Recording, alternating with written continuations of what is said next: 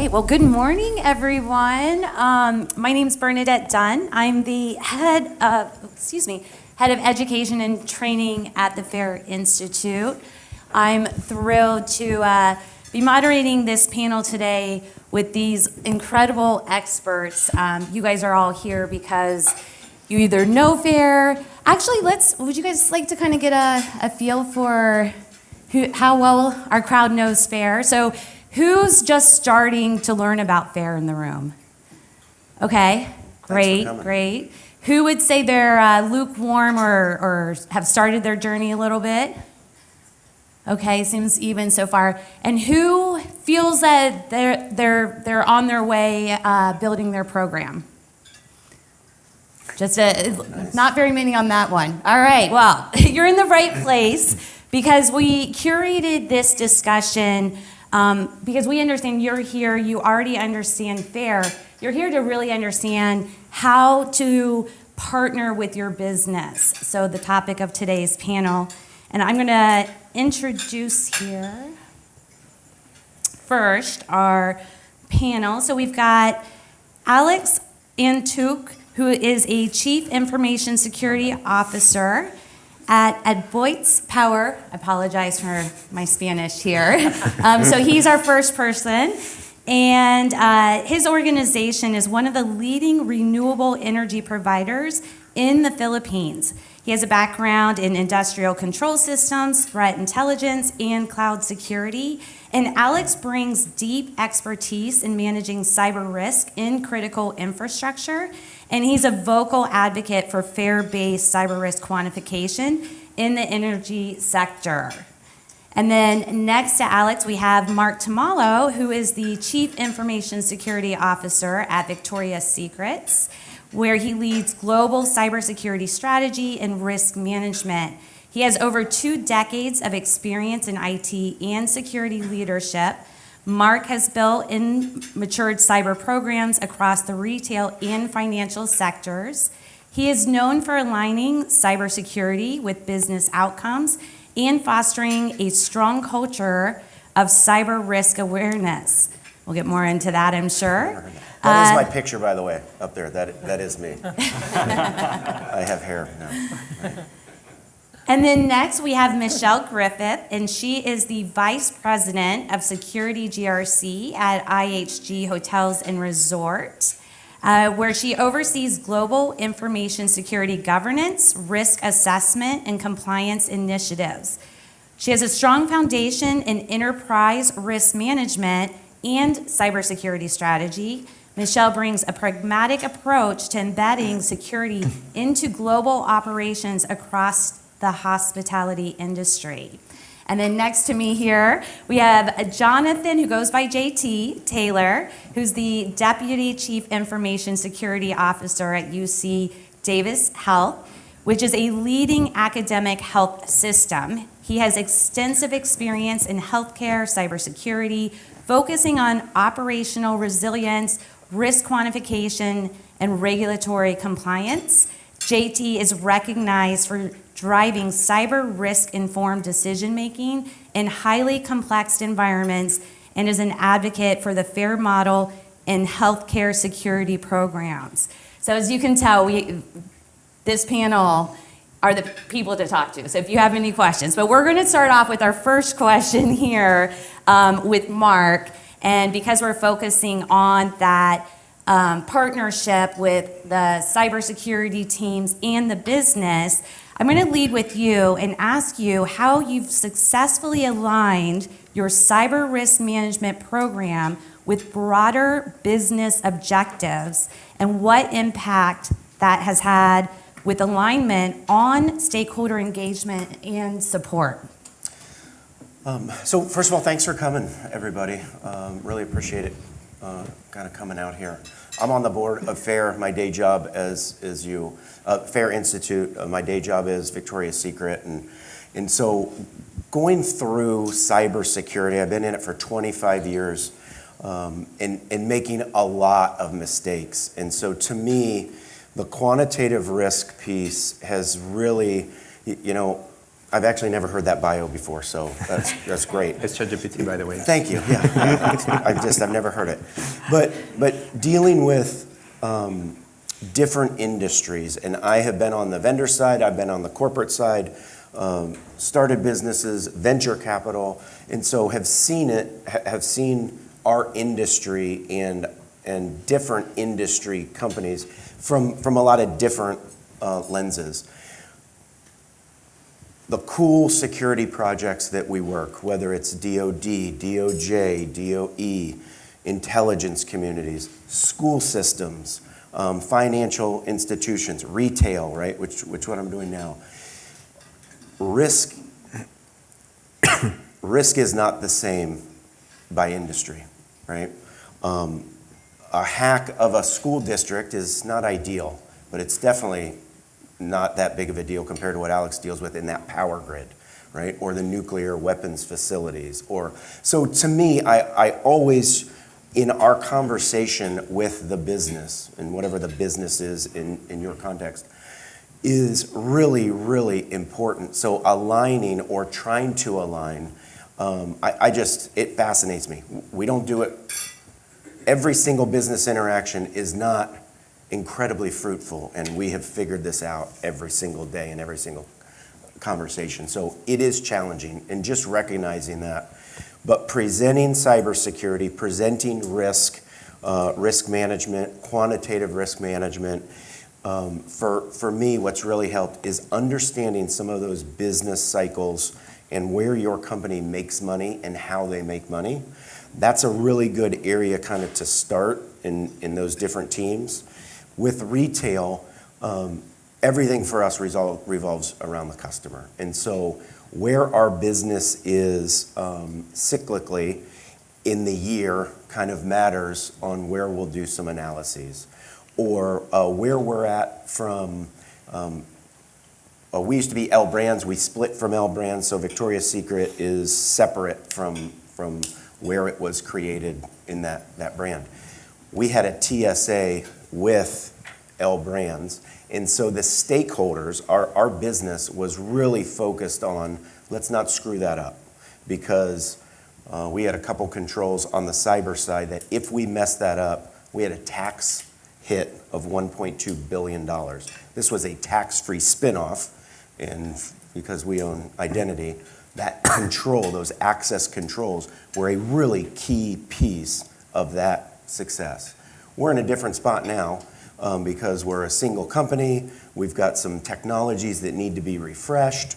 We're kind of, on our way. What does a smaller Fortune 500 look like? It's a very different discussion around innovation and around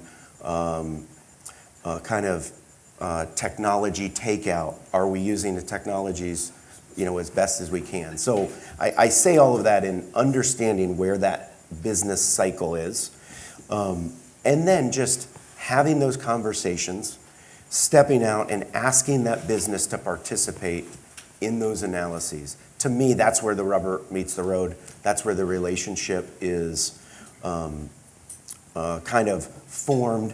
And then as they sow into your program, as you sow into what they are trying to do, we're all shareholders or stakeholders in some capacity. I consider that group my customer base. And so formulating that relationship, and that manifests itself in my program as our risk council. All of the heads of our business, with the exception of our CEO, are in our risk council. And so they're a sounding board. We tell them how much we love them. We want to make sure that we're not out in left field. You're the teams that run this, so therefore we need input. So 100% agree with you on that too. In the healthcare side where I'm at, particularly it's university healthcare, so you have the conflicting business interests that you have to speak to when you're trying to align risk with the business need. So there's research, there's finance, there's healthcare and healthcare compliance. You put all those in one organization, suddenly you have conflicting priorities. Finance, arguably in most businesses, is they rule the roost because that's the bottom line. That's where the moneymaker is. But when you're in healthcare, the people in finance feel a lot left out. They feel a lot forgotten because healthcare matters and patient safety matters. And then the researchers, they feel really upset as well. So aligning that think and aligning with the business is very difficult when you're trying to cater to different risk interests. So I'm glad you pointed that out. And Michelle, you shared yesterday at the fair seminar a piece about the storytelling aspect when you're aligning with the business. Would you mind resharing for this group what you shared at the seminar about that art, if you will? Absolutely. I think historically in cyber, we're really good at finding issues and gaps and just throwing them over the fence to the business. And that's created a reputation for the team, like, oh God, here they come. So what I think is so great about utilizing the FAIR model to discuss the context of those findings and really use it to help prioritize what's most important is that it allows you to tell that story. So instead of you have 500 high vulnerabilities you need to go fix, you get to actually start with the threat actor, right? Well, there's actually Black Suit is out there, and they've hit 2 other hospitality companies in the last 30 days. Here's how they're getting in. Here's what they're after.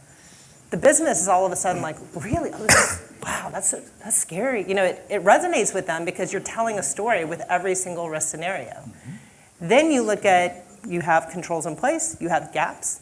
Okay, now let's talk about which ones are going to actually reduce the most risk first. Let's just pick 3, right? Now it's your decision. You're accountable. Here are your options. You can fix it. You can accept it, and we put it on the risk register. We can say cyber insurance is covering it.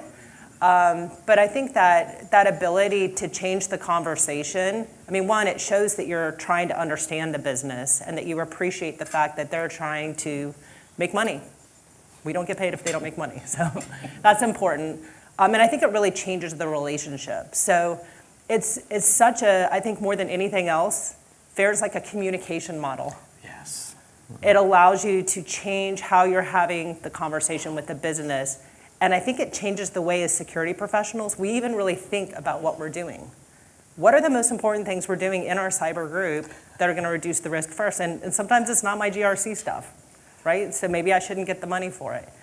But it really puts you on that even playing field. That's great. So we're going to dive a little bit deeper into that. So I'm going to go to you, Alex, now, because we're all here from a FAIR perspective, which helps provide data to that story. So would you mind sharing how you've used risk quantification, used FAIR around supporting your organization's key metrics or KPIs to help show the value around the effectiveness of your cyber risk program, but also how it's used to inform or influence those business decisions? Absolutely. And I actually would like to build on your point precisely. Traditionally I'm not very good with storytelling, although I will tell you a story. It was back in Barcelona, and I remember when I just started as a CISO, I had spoken with our CEO, and I told him, hey, companies are getting hacked. Let's do something about security. And he looks at me, he's like, what do you want to do? It's like, well, I want to implement this, this, and this. So what?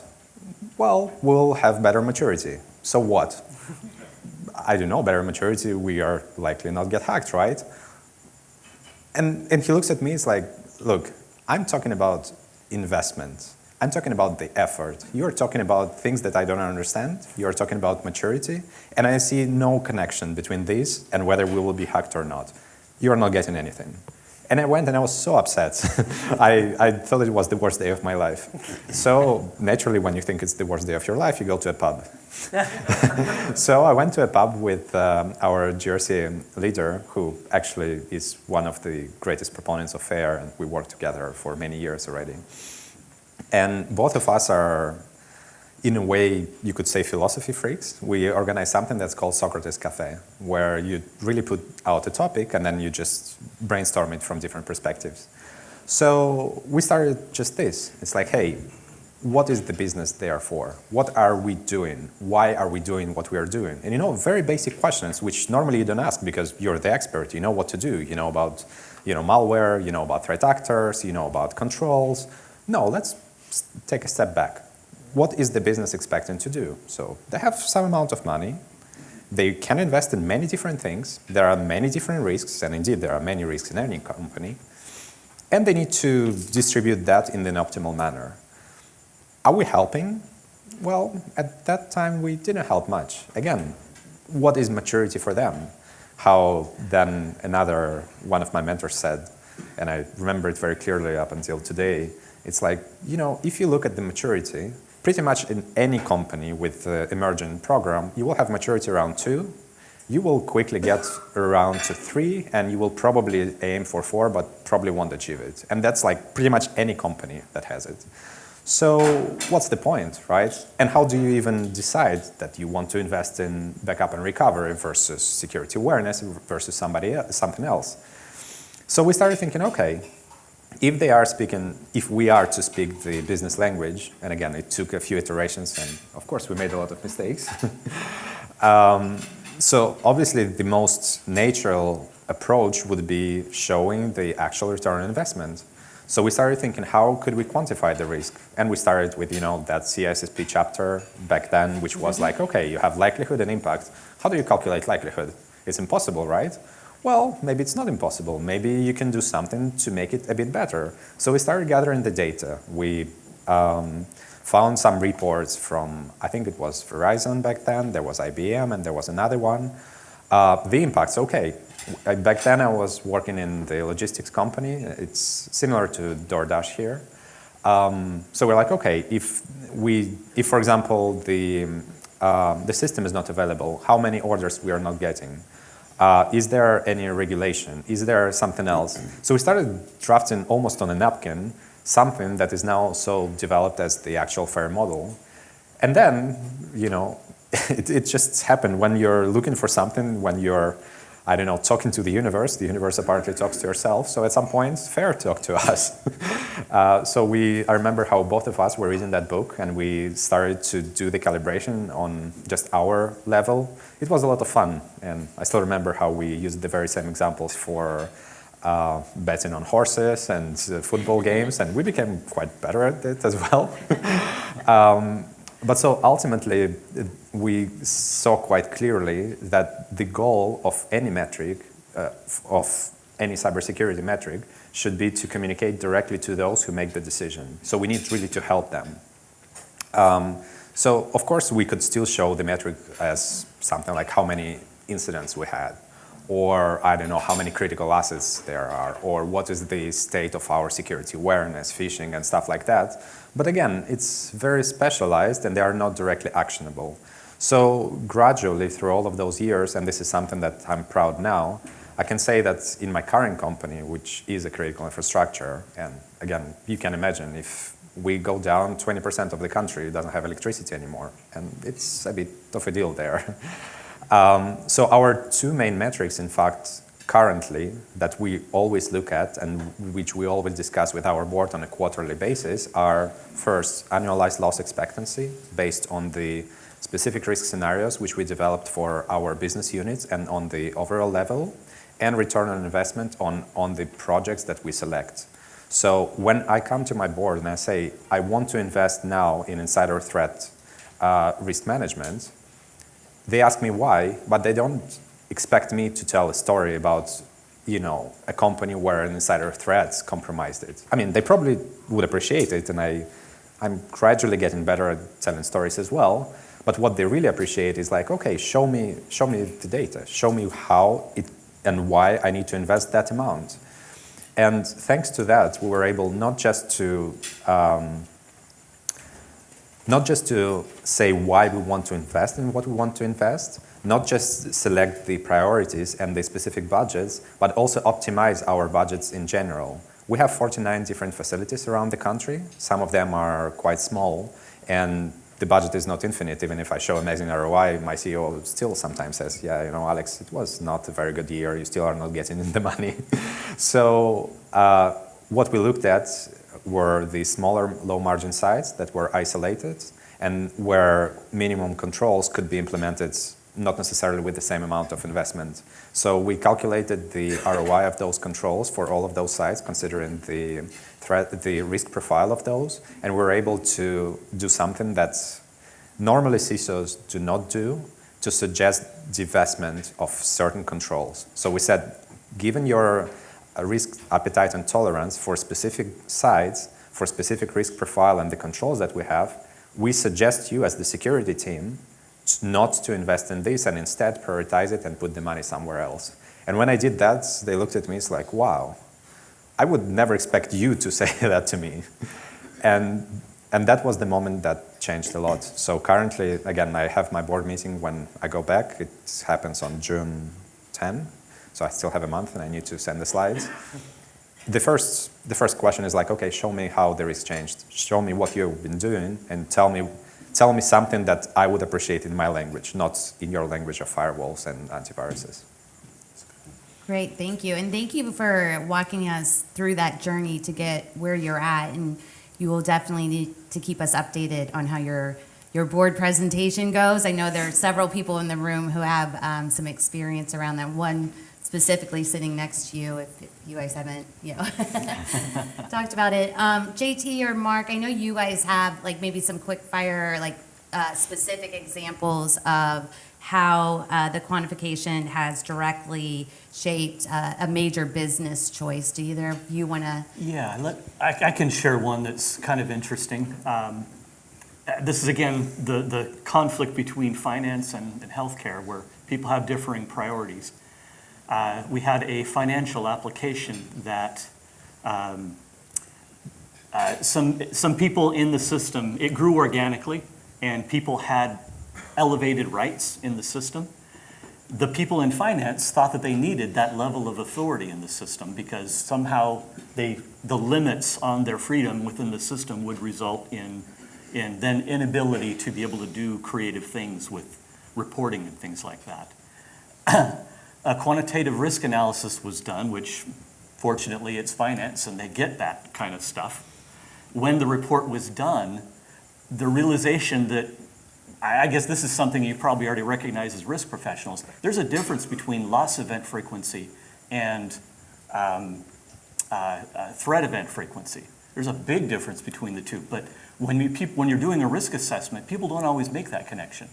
They thought, well, the losses never happen, therefore it's not a real risk that you're concerned about. But when we did the risk analysis, we identified threat event frequency. We went and found out how many times does someone with too much authority do something that they shouldn't have done. And when we analyzed that, we found out that it happened a lot more often than people realized. And since with loss magnitude, when losses result from negligent acts of some kind, when it's perceived by a judge or a prosecuting attorney, when it's perceived as a negligent risk, the dollar figures go up really fast. They go up really, really fast. So the realization that the threat frequency was much higher than they expected was the realization that their loss potential was much higher than they thought. And it was that data, those data points that we were able to discover within a quantitative analysis that really brought that fact out. And it showed in the final report the ALE was much higher than they expected because of that. Thank you. Go ahead, Mark. I would say, so I've implemented quantitative risk, FAIR, in three Fortune 8, Fortune 100, and then a Fortune 500. And so, but I've used it in a lot of the different decisioning. So some mergers and acquisitions in terms of when we go in and do due diligence. I've got a lot of M&A background, and so, what that calculation looks like, does it affect the valuation? Should we pay, instead of paying $100 million, maybe we pay $90 million because we're gonna have to do some cleanup, or this company has most likely probably been breached. We will find that out. You're gonna take that on, at whatever day it is when we sign this deal. Lines of businesses on whether they should stay or go. We had a call center that was generating millions of dollars of revenue, but when we would do our risk analysis, They had a lot of data and generated millions of dollars of risk as well. And so the business decided based on that data, we're getting rid of that call center because that's not worth the risk to the organization. We had some e-commerce sites that had some risks that were internet facing that we had asked those teams to clean up. Is this being recorded? Is anyone? Yes. It is being recorded. Excellent. Thank you. I'm glad I asked. And so we cleaned up, some of the criticals, some of the highs. But in that conversation, the analysis came out of these guys don't generate that much revenue. Get rid of them. Redirect them to our core site or our partner's core site. It was one of our acquisitions core sites, not Victoria's Secret. And so just flat out removing that risk from existence, right? Some of the intelligence decisions that we had made when I'd worked in the intelligence industry years ago was FAIR-based. Didn't implement FAIR there, but that decisioning of this is the decision we're going to make because here's the probability and here's the back of the napkin, or some of the deep insight that we provide was FAIR-based. So, Great. Yeah, no, those are all great additional examples to help people in the room think about those. Where do I get started? We talk about how you want to find kind of that business partner that you can show value to right away to help you get started. So we're going to do another quick poll in the room. I'm curious, who either supports or oversees third-party or vendor risk management? Okay, because that's another use case. So I'm going to actually have Michelle lead this question because she is our senior VP of the GRC. So I imagine that you not only oversee cyber, but third party. And we hear a lot around organizations have it split sometimes together, and people are really trying to figure it out. So can you share how your organization approaches and prioritizes third-party risk management within the overall cyber risk strategy? Yes, I will. My first question, though, for those who raised their hands, how many of you are happy with how you're doing third-party risk management? I mean, I'm not raising my hand either, just so you know. Just for the recording, no one raised their hand for that question. So, I mean, I think a lot of companies have been doing third-party risk management for a long time. For me, it's a very frustrating part of the GRC program because it can be a lot of work, and it feels like it's sort of useless. The whole idea is you're supposed to be helping to predict which third party might have an incident, right? So that you can make sure that you're having conversations with them to drive down risk in their area or control gaps. And I just don't like, the process, right? So I think, we're doing it at IHG like we've done it at other places, although we're changing that approach. But it tends to be these long questionnaires you send out. You have to figure out which vendors do you send it to. Can you even get a vendor inventory, from procurement or from legal? And so it's been really frustrating. And so we're trying to reimagine it a bit now. So we use a risk quantification tool, and we've purchased the third-party module of that to help us get organized and also to help us really think about the criticality of the vendors. We have one person in the UK with 3 offshore resources doing all third-party risk management. She's kind of junior too, right? So we, just like for risk management, we decided we needed help. So we leveraged a tool, we used their platinum support, so we get services, and basically we get experts coming in saying, here's how you should, get this off the ground. So I think from the third-party perspective, we're looking at options. So before we even had that sort of view of the third-party piece, we know what our top 8 risk scenarios are, and we're monitoring those. We know which controls are owned by IHG and which controls are not for our highest value asset. So before even going down the third party route, I can say, well, this supplier owns these 10 risks, so I can't control whether or not they're there. How do I work with the vendor to say, I'm not going to send you a 500-question questionnaire. I'm going to talk to you about the 10 control gaps you have that are tied to our top 8 risk scenarios. So it really narrows down the conversation to the most important things, and you can go back and defend your program of, I'm only asking these questions to these vendors because it ties back to our top 8 threat actors and our top 8 threat scenarios, risk scenarios. So that's a nice way to kind of, I think, shrink down the level of effort. And then I think we've also really not done a great job at classifying who are our critical vendors. We've done it in the past, honestly, in 2 ways. 1, procurement tells us who our critical vendors are.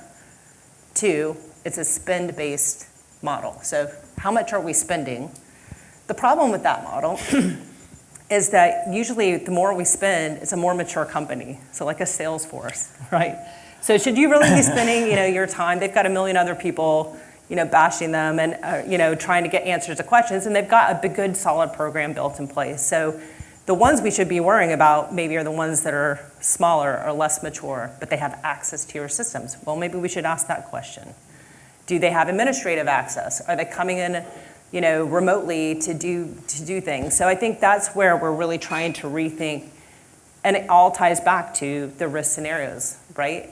So I think the stories, right? So I think just trying to look at your program critically and say, is this really the best way to do it? We all have limited resources, so it may not be you can go get 20 more people, but how do you focus on the right things? And I think using risk quantification allows you to really figure out which controls those vendors own that are most critical that you get answers to. Go for it. Yeah, maybe I just wanted to quickly add here as well. To me, I think the biggest value of FAIR and risk quantification in general is the change in the mindset. So think of it as having a razor in your head with which you can cut through the bullshit. So you have third-party risk management. Ask again the very same questions. Why do you do that? Why do you want to know the score of your vendor? What are you going to do about it? Are they going to be compromised or not? Okay, they are compromised now. What's next? Was it an important vendor? Did they have access to your system? Did they have any important data? Do you have any controls there? Are you able to quickly respond? To me, 90% of third-party risk management is about my company. It's not about the vendors. It's about what I have there. Will I know about that? Will I be able to respond? Is it really important? What I need to do to invest in it? And it seems that, to me, it also was that aha moment. It's like, it's such a security theater sometimes. Like, we do all of those steps, which takes a lot of time, energy, and money, essentially with no result at all. Yes, I have a catalog of my vendors. I probably know more or less what is critical and what is their score, but I still don't know what to do about them. Why would I even do that? So to me, that structured thinking helps to see what's important and to start where it really matters. Before I even onboard any of, let's say, those tools on the market, and again, I think what SAFE is doing now is super helpful. Before you even do that, just talk to your BCM teams. Understand what is critical there. Understand what are the options you have. And then only start thinking about, okay, yes, now I know what is risky for me. Now let's see how likely they will be attacked. And this is the part of the likelihood and so on. But the impact part and the remediation part is still on you. It's not on them just to send an email and hoping that they will really fix part of their external posture. Great. Anything you want to add, Mark or JT? I agree 100%. It's I don't want to say it's a nightmare. It's probably this, because of the attack surface, that vector is so large. Some of it is unknown. Even when you have your third parties, as Michelle said, you don't really know what they're doing. Like, it's hard enough to figure out what our company's doing, let alone what they're doing. And oh, by the way, they use fourth parties and fifth parties and sixth parties, right? So it's like, where do you stop? Is that juice actually worth the squeeze? Kind of what Alex says. So we've simplified our third-party risk management, and Victoria's Secret has actually a pretty tight third-party process from a procurement standpoint, from a vendor standpoint. We've got about 12,000 vendors. My last company, we had 26,000. Company before that, 87,000. It's like, what do you want me to do here, people? And so the conversation, right? Alex had mentioned SAFE, appreciate you sponsoring. Full transparency, I'm an advisor. But what they are doing, what they're trying to do, what they're going to be coming to market with the third-party module is really a difference in our industry. And so hopefully, I'm confident you guys can deliver it. But that idea of that force multiplication and that force multiplier, that economy of scale of here's all of my third parties in a view with some data that we've never seen before. Procurement hasn't seen it, finance hasn't seen it, we haven't seen it from a cybersecurity or a GRC side of this is who they use, so we've got some fourth party visibility. This is kind of what we've crawled and we can pick up just as some background. And oh, by the way, we can compare it with what their actual footprint looks like, which is scary large, and that company probably shouldn't have that large of a footprint. And oh, by the way, this doesn't match up with what their questionnaire kind of answered, right? And so I'm pleasantly optimistic and hopeful because this TPRM piece has just been exactly kind of what Michelle had said. It's just, you have to do it because there's some compliance depending on what industry. The attack surface is so large of your third parties. It needs to be consistent. The effectiveness of it, though, as what Alex said, was I question any effectiveness outside of the paperwork from a limits of liability, and so that's where we started, and then now I'm hoping we can get to a great spot with kind of some of the tools with we're going to use. Great, thank you. Glad we opened that can of worms, but not everyone raised their hand, so we're going to bring it back to the holistic audience here. So I'm going to ask our final question here, and then we are going to open it up for Q&A.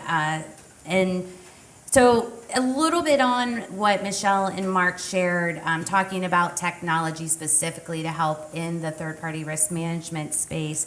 JT, would you share how you just see AI and automation enhancing your cyber risk program, either now or even in the future? Sure. Well, AI, I hate that AI is the buzzword that everybody talks about and it becomes the laughing stock sometimes. But from a risk standpoint, AI has the ability to take large amounts of data and make it easier to understand. And that is a true value that AI brings. That's a new front in the ability to do quantitative risk. So tools that make it easier and make it better for you to be able to take large amounts of information, large amounts of data, and break it down into an understandable story is a big value. I can see that value growing. The alternative side of this is when you look at it from a quantitative perspective, you kind of have to watch because what people use the technology for today may become your threat tomorrow. So looking at your own company, the real way to see where tomorrow's threats are going to be from a quantitative risk perspective, where's the legislation going? Where are new laws coming out that are regulating a new technology?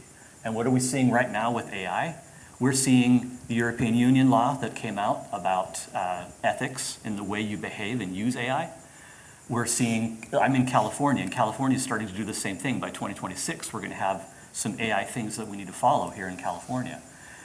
These legislation are pointing to where the big fines are going to be, the fines and judgments. And we know from our FAIR experience that that's where a lot of the lost magnitude comes from. So if you haven't figured it out already, all of your employees are using AI. Everybody's using it.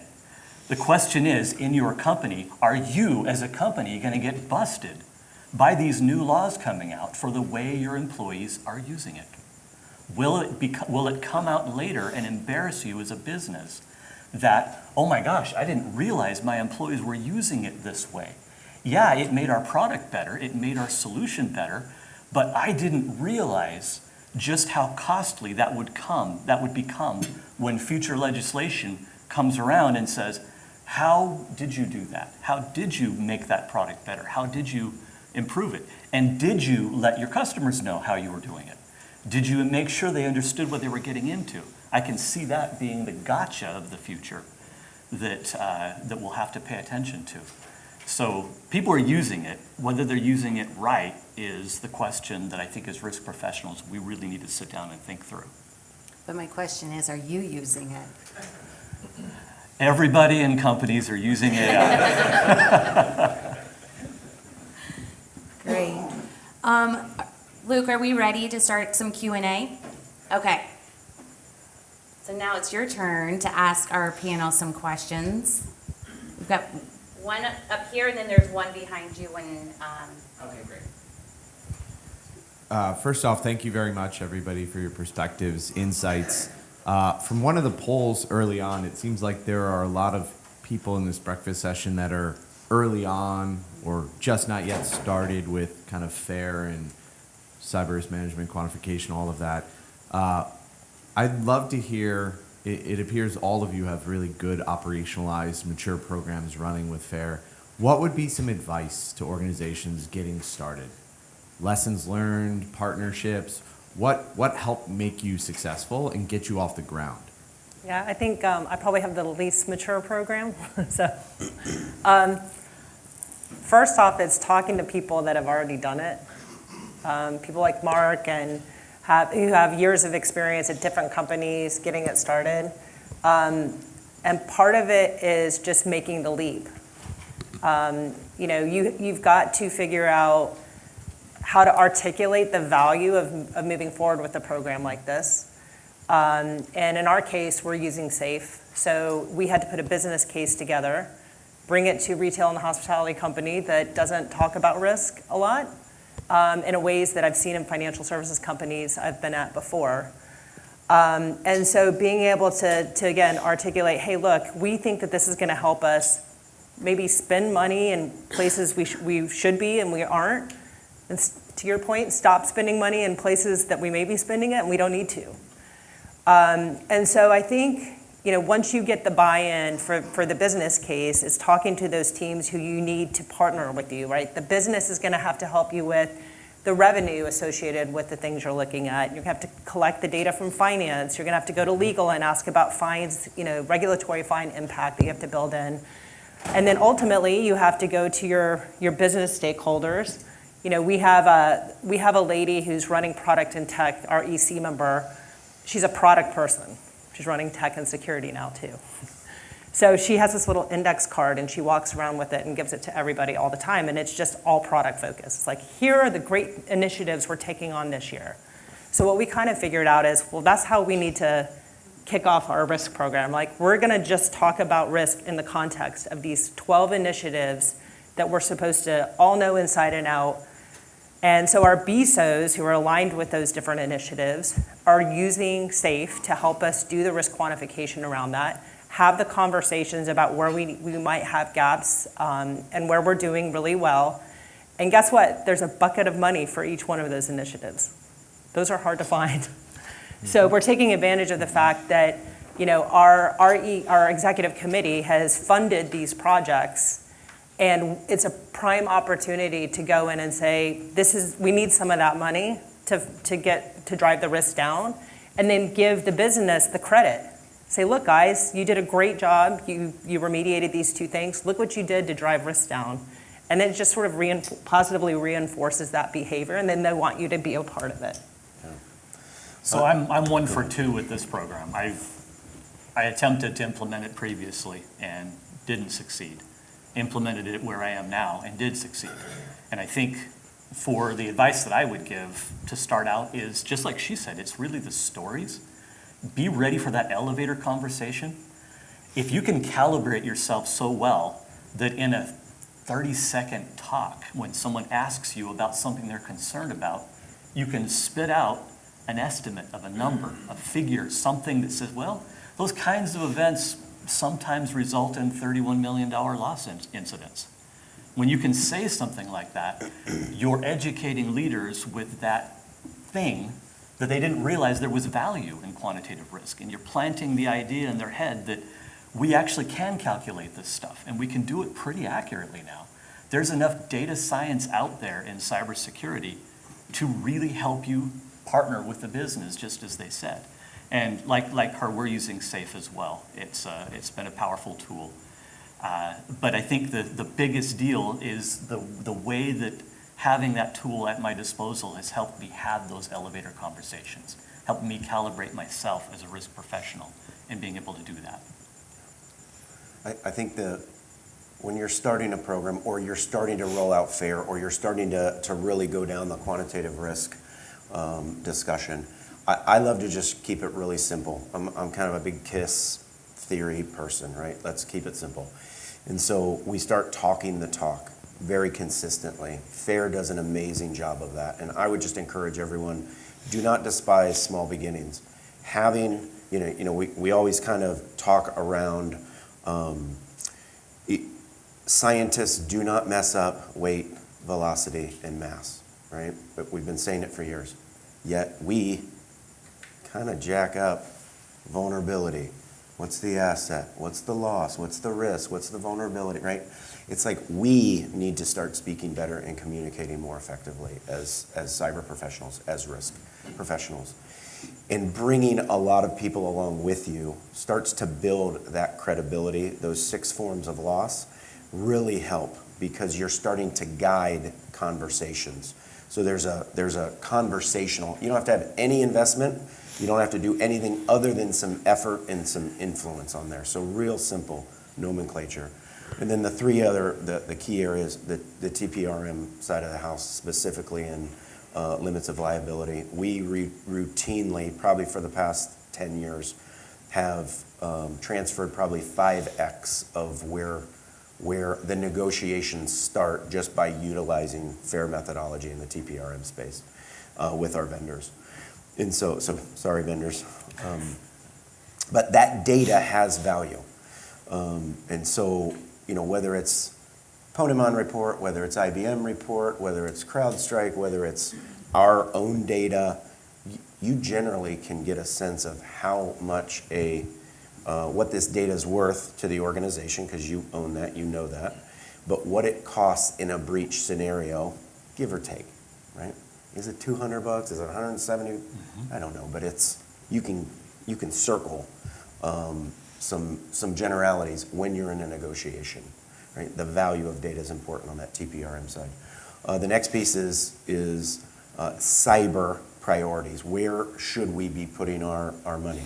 You own that program, or you're part of that program in some capacity, tightly aligned to it, so you can start speaking into that program with some really back of the napkin analyses, right? Like, you don't have to go all in FAIR. You don't have to spend hundreds of thousands of dollars.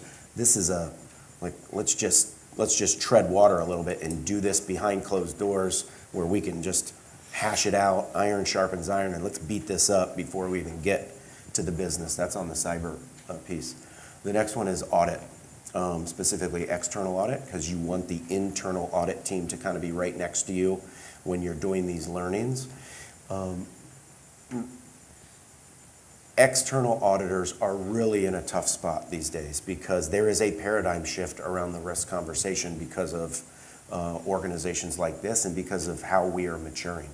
IT general controls are certainly not dead, but the idea of a black and white, is it, isn't it, check mark, and any of you who are former auditors or recovering auditors, or I get it, right? And so you can go straight at some of their findings and blow them out of the water. Risk list is the risk register is a whole nother discussion, usually generated by either enterprise risk management or audit. You can go there and start taking that into an analysis setting, and now you start having different conversations about enterprise risks or kind of risk register risks. And then that kind of last piece is IT prioritization. I love reporting to the CIO because you're in the mix, you're in the conversations. Most of the IT team are kind of the hands and feet of when we want something done on keyboards. If it's not my team, it's the IT team. So I like being in there. It's like, hey boss, you might want to look at this analysis that we've done. We might not want to spend this money here. Let's spend it over here. Kind of, Alex had mentioned that too. Those are the 4.5 areas that we just lock into, keep it really simple in what we're trying to do for the organization. Thank you. Thank you all for answering that. We had one last question here, and of course, afterwards, we will all be around to help with more questions. We just have a couple more closing remarks that we want to make sure that we have time for. So, thank you. First of all, thank you so much for your insightful sharing. I'm glad that Mark mentioned about M&A. So I'd like to ask your experiences in using FAIR to do your due diligence on the target companies before before the company acquires them, especially when many of these target companies are smaller, they have less mature security programs, and how do you actually use FAIR as a framework to identify the specific risk scenarios so that you understand the probable loss exposure and also to anticipate the kind of budget you need on top of what you already have, or maybe a budget that you need to get from the M&A budget to support implementing the necessary controls right when during the post acquisition phase of the M&A. Yeah, I think anyone can jump in, but I think I kind of got the gist of what you're talking about. To me, there's two discussions on the M&A itself. Right, from a should we, shouldn't we, right? You got to be in the due diligence. A lot of IT teams aren't in the due diligence. A lot of security teams are not in the due diligence. So, but when you're in there, if you're in there,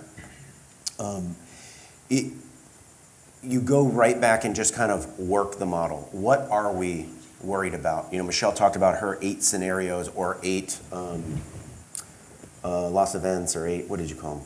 Risk scenarios. Yeah, risk scenarios, right? What are you typically worried about? I'll give an example on retail. Customer data. We have 168 million unique customers that we love to protect.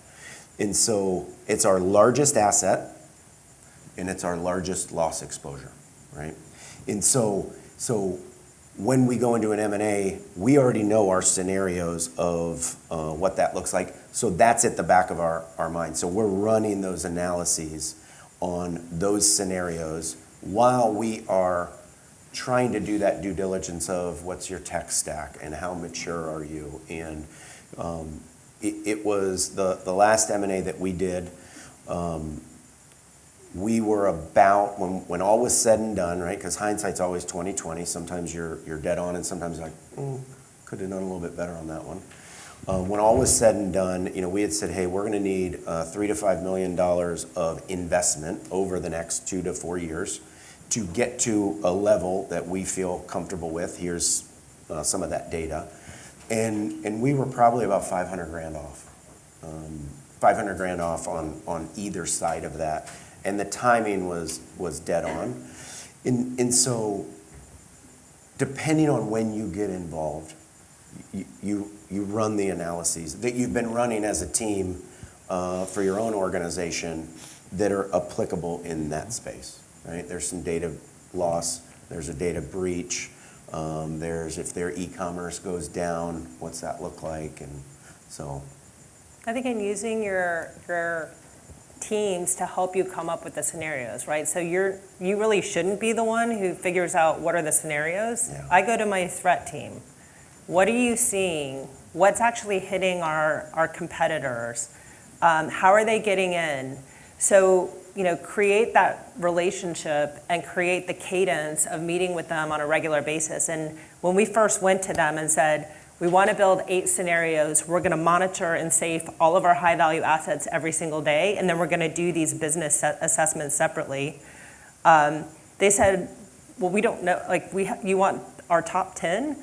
They just typically would throw out what's up. Here, we heard about this. We heard about this. Here's some bad guys. So it really forced some structure, for them to structure their own program and think through, okay, what are we seeing that's most impactful? Who are the ones that are most frequently hitting our competitors? And so we kind of forced them to operationalize that a little bit. And so that we go to them. That's their expertise. They're the ones monitoring the dark web. They're in the subscription services.